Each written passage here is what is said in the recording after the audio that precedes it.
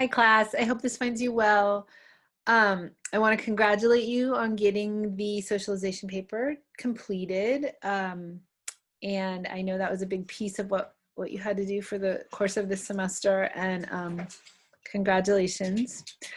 I just want to talk to you a little bit about what's up and coming because we're moving into the next module, which is society and social interaction. And so I'm going to share the screen with you.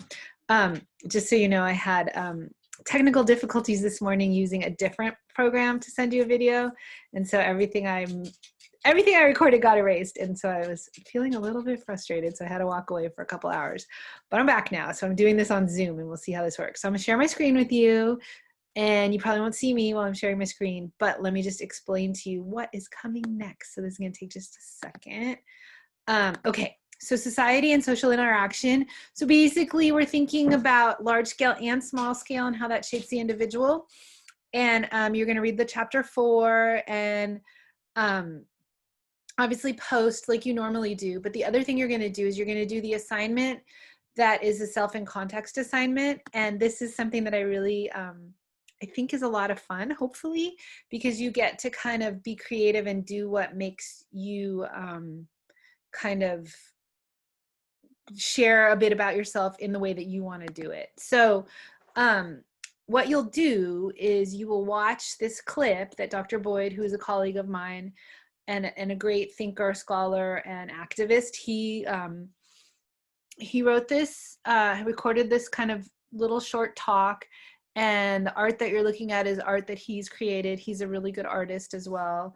And so as we kind of think about the questions he poses, I'm inviting you to do it in any which way you feel is wonderful. So it could be, I did a kind of a dorky collage for a class in grad school a while ago. So I just put mine up there so you could see it.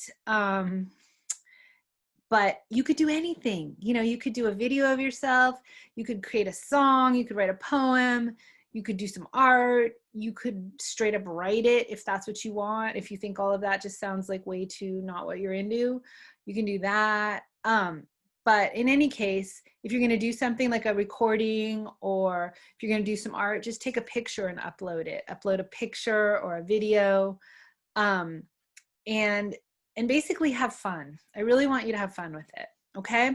So I'm gonna stop the screen share and I'm just gonna come back and talk to you for a couple more minutes.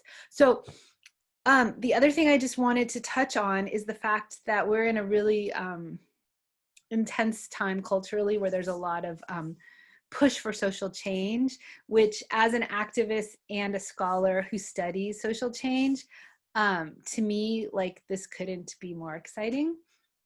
Because I actually, you know, I've been teaching sociology since about 2007. And, you know, every semester I teach the classes, I always think like, when are we gonna, where's our tipping point? When are we getting there? Are we gonna do something? Can we have some really big change? And in my mind, like this is the first time that I actually feel like, oh gosh, we really might. So it's really exciting, but it's in response to a lot of horrors that have been perpetrated on people of color, women, LGBT folks, you know, throughout history. And so we've got a big mess to clean up. You know, one of the pieces of activism that I do is I teach inside San Quentin prison in York County, Marin County. And I've been doing that for about 2 years now. And I teach intro, just like your class. And I teach it to a group of incarcerated students. And I usually teach it kind of in conjunction with a class that I do at College of Marin or a class that I do at Sonoma State. And so I have like a few pools of students to kind of compare and contrast to, you know, in terms of scholarliness and lived experience and stuff. And it's always a really, really amazing group of students who are really excited about sociology because it's their first time experiencing it. And, you know, for many students, including you guys, maybe sociology wasn't something you ever really knew about until you got to college. And then maybe having this experience has been like, oh my gosh, I didn't even like think about looking at the world that way. That's how it was for me. You know, when I like fumbled into a sociology class as an undergrad at Humboldt State University a long, long time ago, I was a biology major and I was like, whatever. But then I got in there and I was like, oh my God, like what? Where has this been all my life? and I quickly converted to sociology. So I hope it sits well with you. But in any case, back to my San Quentin story. The reason I'm sharing that with you is because right now, you know, teachers and tutors who work for the program that I work for haven't been able to be in there since the end of February due to the coronavirus. And for a really long time, they were doing a really good job of keeping the virus out of there. And then a few weeks ago, California Department of Corrections decided to transfer, I don't know, 100, 200 incarcerated people from Chino and Avenal, both hotbeds of corona. And they sent some infected people in to come into the San Quentin population. And, you know, from having no cases, now they're at 450, which is really scary because in a total institution like a prison, it's really hard to social distance. It's really hard to take precautionary measures like we're able to do. They have been given maybe one small bottle of hand sanitizer since March, and of course, those are long gone.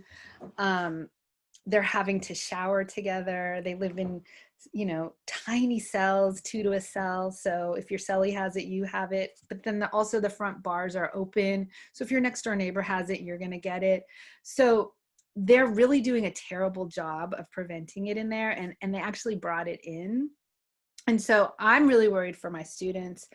I'm really worried for their safety and the fact that they don't really have a voice, you know? And so if we're thinking about speaking for the voiceless or supporting the voiceless, this is an opportunity to kind of let your voice be heard. And so what I'm going to include in this Zoom video that I send you is a couple articles and a what you can do if you're interested.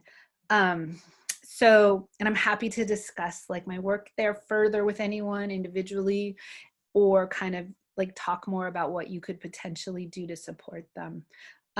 You know, they're incarcerated for whatever reason they're incarcerated for, which is fine, whatever, but that doesn't mean they should be exposed to a deadly virus and not be able to protect themselves.